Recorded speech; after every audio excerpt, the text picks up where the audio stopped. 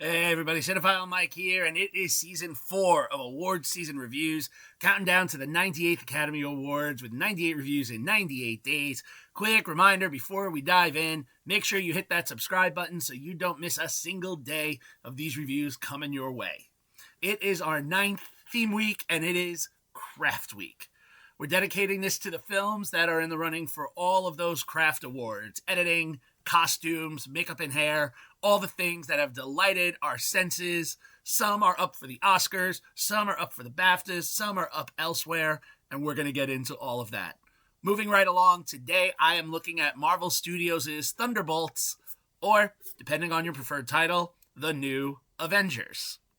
Written by Eric Pearson and Joanna Calo, based on various Marvel comics, the film was directed by Jake Schreier and was the first big movie drop of the summer season in 2025.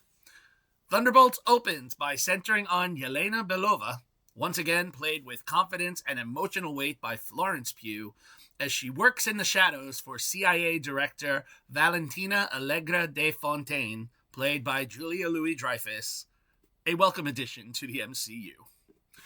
Though effective at dismantling dangerous loose ends tied to De Fontaine's failed Sentry program, Yelena, she finds herself increasingly disconnected from the life she's living. Haunted by loss in many ways and unsure whether secrecy is all she has left, she agrees to take on one final mission before stepping into something more public and away from this life of a Black Widow assassin trained operative. Well, that mission, shockingly, quickly spirals when Yelena collides with several other familiar figures operating under competing objectives. You have U.S. Agent John Walker, played by Wyatt Russell, Taskmaster, played by Olga Kurilenko, Ghost, played by Hannah John Kamen, and a quiet stranger named Bob, played by Lewis Pullman.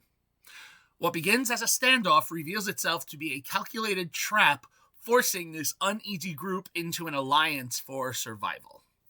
As they escape, it becomes clear that Bob is more than he seems, and that his involvement is only the beginning of a much larger threat tied to De Fontaine's abandoned experiment.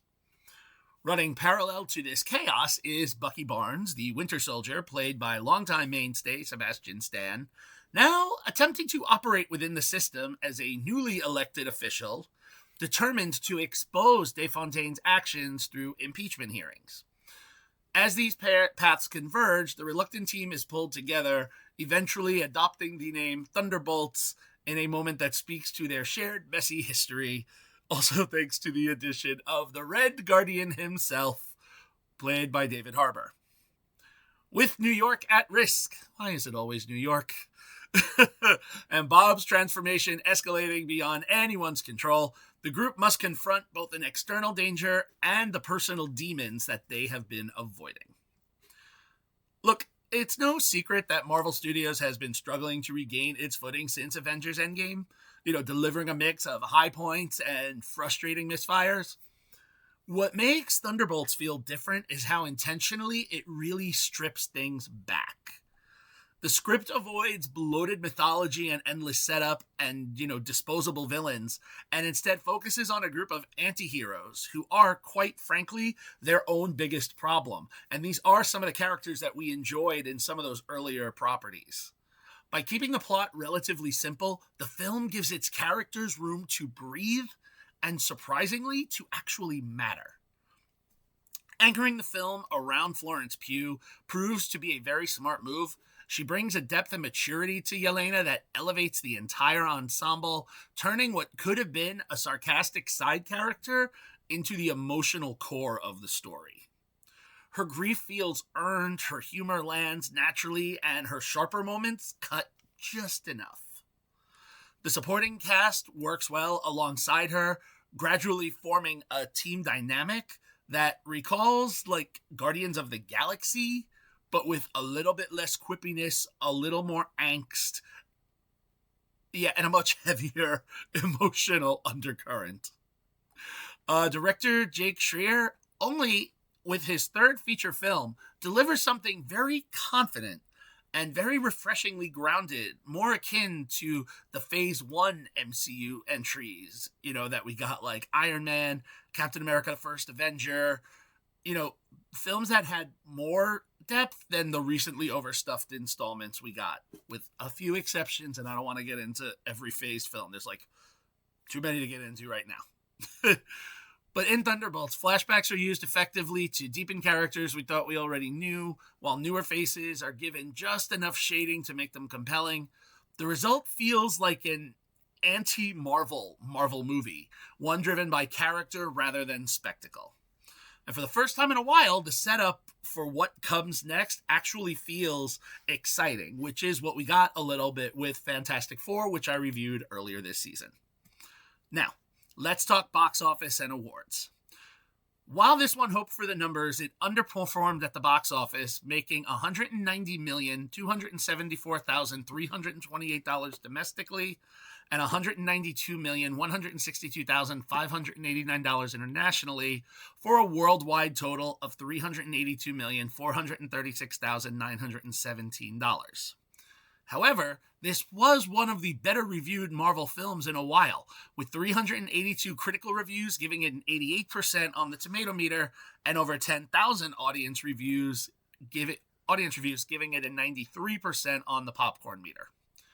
Award season-wise, while not competing for Oscar Gold, Sonia Milkovic-Hayes is competing for a Guild Award for Excellence in Sci-Fi or Fantasy Film Costumes by the Costume Designers Guild, and it is nominated for Best Music Supervision for a Film Trailer by the Guild of Music Supervisors. With 3 nominations by the Academy of Science Fiction, Fantasy, and Horror Film Awards, Best 4K Home Media Release, Best Cinematic Adaptation of a Film, and Best Supporting Actress in a Film for Pugh, it was also a 6-time nominated film at the Critics' Choice Super Awards, resulting in a Best Actress in a Superhero Movie win for Pugh, beating her co-star Julia Louis-Dreyfus, also nominated in the category. 2 Best Actor in a Superhero Movie nods for Lewis Pullman and David Harbour. Best Villain nomination for Pullman, and Best Superhero Movie. Also worth noting, the Portland Critics Association nominated it for Best Visual Effects and Best Stunts or Action Choreography.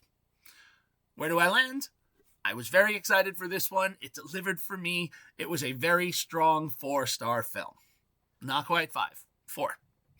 To check this one out, head over to Disney+. All right. Thank you all for joining me for episode 58 of Award Season Review Season 4. We've got 40 days left, so make sure you stay with me. Be sure to like the video, subscribe to the channel, share it with your friends, drop your thoughts in the comments.